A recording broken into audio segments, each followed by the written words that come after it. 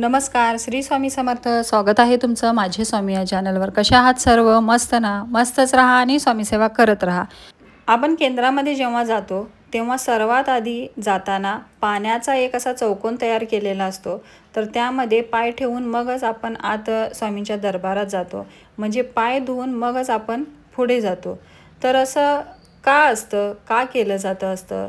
औदुंबराला प्रदक्षिणा का मारल्या जातात? मग स्वामींचं दर्शन का घेतलं जातं? तर अशाच काही महत्त्वाच्या आणि आध्यात्मिक गोष्टी आज मी तुम्हाला सांगणार आहे.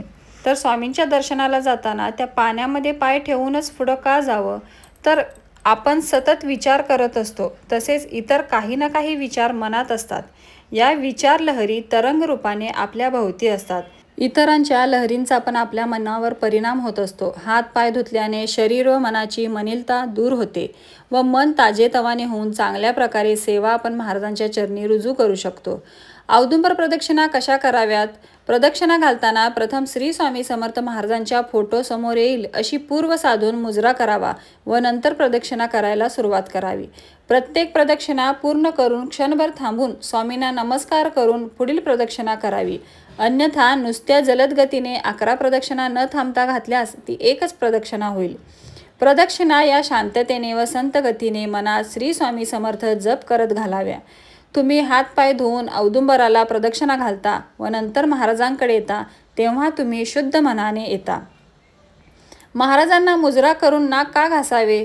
सद्गुरू परमपूज्य मोरेदादांचे हितगुज चालू होते तेव्हा एका स्त्रीने प्रश्न विचारला.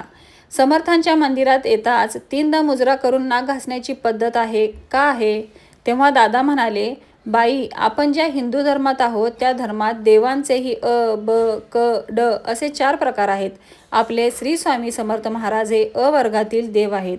हे अ वर्गातील देव म्हणजे प्रत्यक्ष परब्रह्म स्वरूप. ते स्वयं जागृत व महापात्र आहेत. अनेक भक्तांना सदैव अजूनही दर्शन देतात. त्यांच्या सर्व भक्तांनी त्यांना कलियुगाचे अधिष्ठाते राजाधिराज योगीराज म्हटले आहे आणि योग्याचा राजा असेही म्हटले आहे. मुजरा किंवा नमस्कार दोन्ही शुद्ध आहेत, परंतु महाराज राजाधिराज योगीराज आहेत. राजांना हात जोडणे उद्धटपणा ठरणार नाही का? म्हणून महाराजांना मुजरा करून नाक घासावे. नाक घासणे म्हणजे परब्रह्माला पूर्णपणे शरण जाणे होय. महाराजांना ओवाळताना अर्धचंद्रच का ओवाळावे? फक्त केंद्रातच ओवाळावे की घरी पण ओवाळू शकतो? पूर्णाकृती ओवाळणे म्हणजे वाटोळे पद्धत होय. अर्धचंद्र स्वरूपात ओवाळण्याने देवाभोवती अग्नीचे कवच तयार होते. म्हणून घरी अथवा केंद्रात स्वामी महाराज अथवा सर्व देवांना अर्धचंद्रकृती ओवाळावे. हे सर्व नियम श्रीपाद श्री वल्लभ स्वामींनी तयार केलेले आहेत. तर हे काही महत्त्वाचे आणि आध्यात्मिक नियम आहेत, ते स्वतः श्रीपाद श्री वल्लभ महाराजांनी तयार केलेले आहेत. तेच तुम्हाला मी आज या व्हिडिओमध्ये सांगितलेले आहे. तर केंद्रामध्ये जाताना हे काही नियम आहेत जे आपण पाळले पाहिजे. त्यामुळे मनाला खूप शांती मिळते, खूप समाधान मिळते आणि आपण जे दर्शन करतो त्या दर्शनाने मन एकदम प्रसन्न होते. तर मीही केंद्रामध्ये गेले होते, ते पण स्वामी समर्थ प्रकट दिनाच्या 1 दिवस अगोदर. कारण की प्रकट दिना दिवशी एवढी गर्दी असते की त्या गर्दीमध्ये घरातले काही पाठवत नाहीत की एवढ्या गर्दीमध्ये खूप उशीर लागेल आणि आता जाऊ नको. माझे 3-4 वर्ष असेच गेले की मला स्वामी समर्थांच्या प्रकट दिना दिवशी मला त्यांचं दर्शन करायचं होतं, पण त्या दिवशी दर्शन काही झालंच नाही. पण ह्यावेळी मी असं ठरवलं की प्रकट दिनाच्या दिवशी नाही तर आदल्या दिवशी तर आपण दर्शन स्वामींचं घेऊया. तर मी 3:30-4:45च्या दरम्यान केंद्रामध्ये गेले. तेव्हा केंद्रामध्ये कोणीच नव्हतं, एकदम शांत असं वातावरण होतं. केंद्रामध्ये मी फक्त एकटीच होते दर्शनासाठी जे आले होते आणि खूप छान पद्धतीने माझं दर्शन झालं. मला असं वाटत होतं की स्वामींनी मला ह्यासाठीच बोलवलं आहे की मला एकांत दर्शन मिळावं आणि स्वामींशी मला थोड्याफार गप्पा पण मारायच्या होत्या. तर त्यासाठी स्वामींनी मला ह्या वेळेत बोलवलं असेल, आदल्या दिवशी बोलवलं असेल, असं मला तिथे गेल्यावर ते जाणवलं. तर खूप छान दर्शन झालं माझं.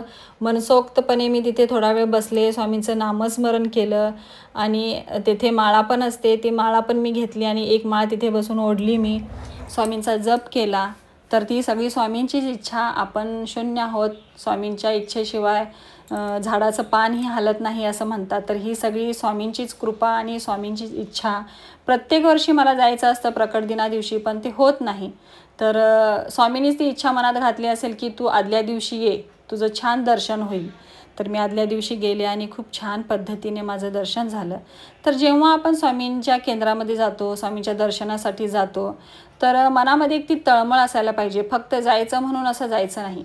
आणि आता केंद्रामध्ये कसं असतं ना, आता आम्ही ज्या केंद्रामध्ये जातो, मी ज्या केंद्रामध्ये जाते, तर तिथे खडीसाखर, नारळ हे बंद केलेले आहेत. नारळ तिथे ठेवायला देत नाहीत किंवा नारळ जरी आपण आणला असेल तर ते आपल्याला त्यांनी परत देऊन टाकतात. तिथे ठेवायला देत नाही. फक्त साखर आपण तिथे ठेवू शकतो.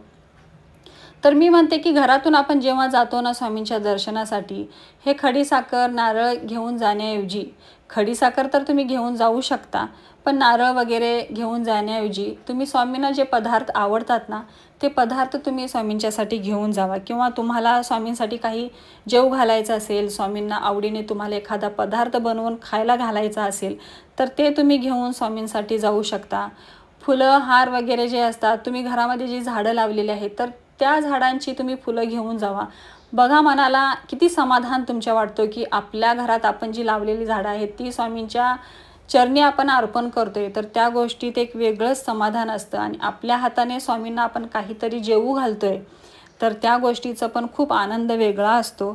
तर जाताना बाहेरचंच काहीतरी घेऊन जायचं आणि स्वामींच्या समोर पुढं ठेवून यायचं, असं करू नका. तुम्ही घरामध्ये त्या वस्तू तयार करा, ते पदार्थ तयार करा घरामध्ये आणि स्वामींसाठी घेऊन जावा.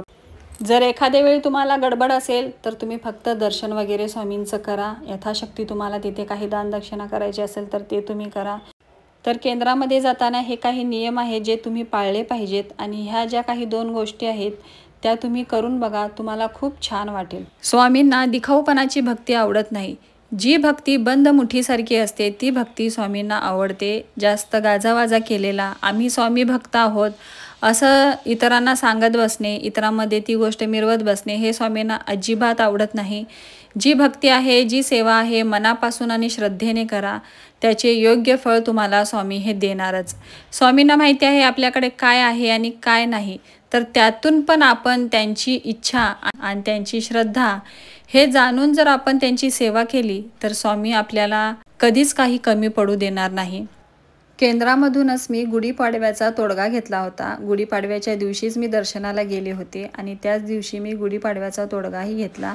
आणि घरामध्ये तो व्यवस्थित माळ जप त्यावर करून पिवळ्या कापडामध्ये त्यांनीच म्हणजे त्यामध्ये जे सगळं काही दिलं होतं, पिवळ्या कलरचं कापड, लाल कलरचं कापड आणि कशी सेवा करायची, काय करायची ते पण अलीकडे तुम्हाला कागद दिसतोय त्यामध्ये लिहिलेलं होतं.